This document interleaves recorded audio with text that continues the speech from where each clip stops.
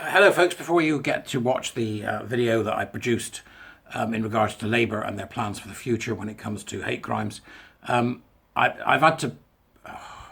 YouTube are demonetising me. And it's difficult to understand how that works, but I'm trying to gradually, bit by bit, understand it by doing some reading. But essentially they demonetize you if they don't like what you're saying, or if there's something that kicks off the algorithm, which could be in the title. It could be any of the information you've got on that particular YouTube. It's really hard to pinpoint what causes the problem. So this particular one has been demonetized. Now by that I mean, when you play it, you'll still get adverts, but not from me, right? So I'm going to do this with this one. I'm going to put it out without adverts, which means it's not monetized, so therefore I don't get any income from the work I'm doing, which is a bit much. So I put it out, and I'm going to put it out without adverts, so you get it without adverts. What I'll try and do is, if I can't guarantee this is going to happen again or not happen again, but it means that I'm demonetized. So there you go. You can go watch it. Right? I've taken all the adverts and everything out of it, just so you can watch it. All right? Because I'm sick of them now. So if you can buy me a coffee or whatever it may be to help out, I'd be really grateful. I'll see you later. Beep, beep, beep, beep, beep, beep. Hello, peeps. You can see the shadow on the wall here means I've got the light on, which means it's early and it's dark. The mornings are getting darker and the nights are getting darker earlier. So the summer that was, I'm going to call it, because it's done nothing but bloody rain. Miserable swine. Now perhaps we'll get one of those, an Indian summer. Nice weather in September, perhaps October, you never know, so we'll see. Anyway, I'm going to wait for the weekend. Why not?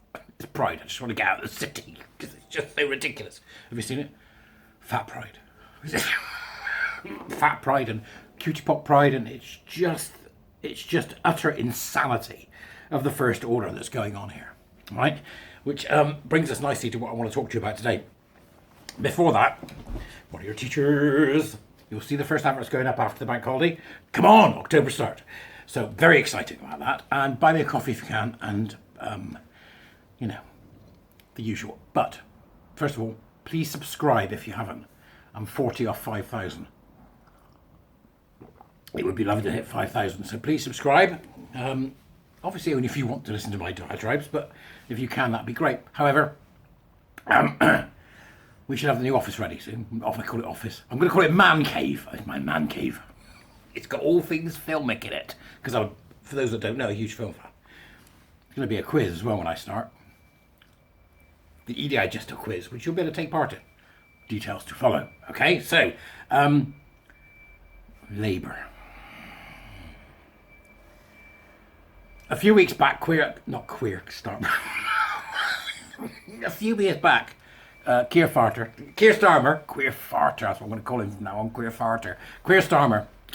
Starmer appeared to do a U-turn. Well, he's now done a U-turn on his U-turn, and by all appearances, things are going to get worse. Links as usual in the Dubras, good people, but let's have a look and see exactly what it is that I'm rattling on about in terms of what's going on with Starmer. And it's a piece from James Beale, the social affairs editor at the Times, who says to us, Labour's plans for LGBT hate crime laws might aid censorship. Think tank claims transgender views threaten free speech. Well, you'd have to claim it, we know it.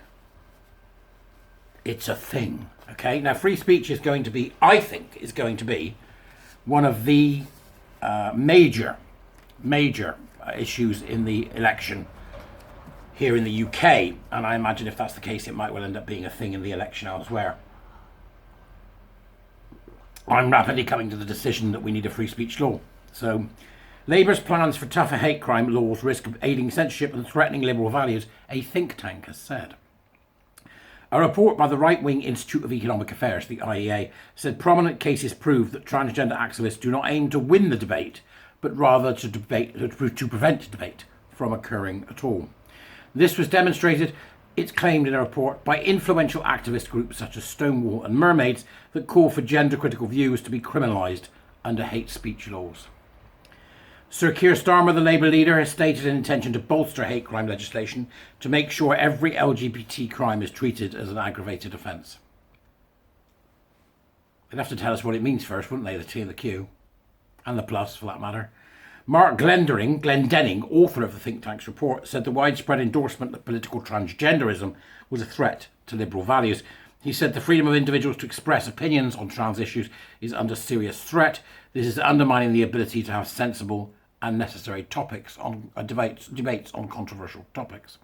Just as people have a right to affirm whatever sex and gender identity they so choose, in a truly liberal society, others must enjoy the equal right to articulate their position on transgenderism. A philosophical line in the sand needs to be drawn in this regard if the drift towards authoritarianism is to be halted. Glendenning, head of cultural affairs at the IEA, concluded that transgender ideology mixed with new left thinking was effectively a transculturalism, the desire to forcibly impose an ideology restructured way of thinking and speaking collectively. That's a terribly interesting way of putting it. A transculturalism. The desire to forcibly impose an ideological restructured way of thinking and speaking collectively, yeah. I think it's just plain old-fashioned communism, certainly in structure. Isn't it? You know, it's all nonsense, isn't it? Diversity and inclusivity, it's all nonsense. Transculturalism, the desire to forcefully impose an ideologically restructured way of thinking and speaking collectively. It's certainly what it feels like, isn't it? The report said the movement seeks to sweep away conventional determined beliefs concerning the nature of existence and to reject the view that language can reflect observable reality. This is a prerequisite for the making of the new order. If there was no recognition of our right as individuals to pursue and share with others what we believe to be objectively true, then there is no way for us to democratically and peaceably navigate how we should live as a political community. Now, I think that's an excellent point, isn't it? I mean, because boundary breaking, queer theory, all the stuff that comes with it is boundary breaking. So the idea is to break down all the boundaries, and I think that's very true in that one particular paragraph there. If there is no recognition of our right as individuals to pursue and share with others what we believe to be objectively true, then there is no way for us to democratically and peaceably navigate how we should live as a political community. But that's the game. That's the game. They want their utopia, and they'll do whatever it takes to get it. Gladdening said that transgender people should be free to identify with their chosen gender, but that trans identity in policy should also be debatable. My take is it should not be in policy at all. I mean, it should be highlighted for what it is and not be in policy at all. It was never going to be a good idea at all when we made a mentally honest into an identity and treated it as if it was like being gay. It's not. It's not. It's not. It's like anorexia. It's not like being gay. It's like anorexia. Or whatever that one is where you want to cut other bits off yourself. I want to say onomatopoeia, but it's not. Amatophobia? Anatophobia? Is that fear of clowns? No, that's prestidigitation, isn't it? Oh, I don't know what I'm talking about today. Is it prestidigitation, the fear of clowns? The report was backed by MPs from both major parties, including Graham Stringer of Labour, Maya Forstata, co-founder and executive director of the gender charity Sex Matters, said that the report explained how political transgenderism corrupts institutions, language, law and social power. She said this is not just a culture war issue between conservatives and liberals, but one that strikes at the heart of liberal values and warrants serious discussion and debate. A Labour source said this is nonsense from an organisation that created the blueprint for Liz Truss's disastrous kamikaze budget, which crashed the economy and saddled working people with a mortgage bombshell. Should we do that last paragraph again?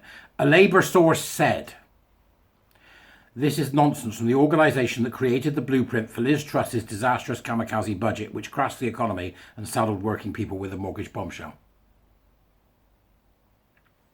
So they're not responding to the question at all, not responding to the issue in any format. They're just saying, this is nonsense. It's a non-denial denial, folks. They haven't denied it. They haven't denied what's being said. They haven't denied that if they get in, they won't enforce these kind of hate laws that we're seeing in places like Canada. Where I saw one woman, I think it was in Canada, who's got four court cases coming up against her for misgendering. Never forget, the totalitarians usually come from the left. Then they meet the right, the money. Right? They all came from the left. Pol Pot, Mao, the Nazis, they all came from the left. They always do, because it takes really good people to do really bad things with a dash of ideology. That's uncomfortable, isn't it? But my advice remains the same as it's always been with this one. You can't vote for Labour. No matter how much you're, Women's Rights Network, doesn't matter who you are, Women's Rights Network for Women in Scotland, doesn't matter who you are, you can't vote for Labour. Can't. And you can't not vote for the Tories. That's going to be the problem you're going to have. This is, all this crap is a single vote issue for me. It's a single issue. This is what you support. I'm not voting for you. Do you support this? Well, sort of, but maybe not. Right, I'm voting for you.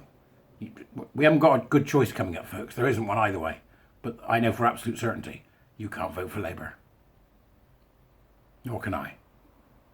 Because they will make this difficult. Now, Jordan Peterson tweeted the other day, I don't know whether anybody saw it, probably on his timeline, as it would be.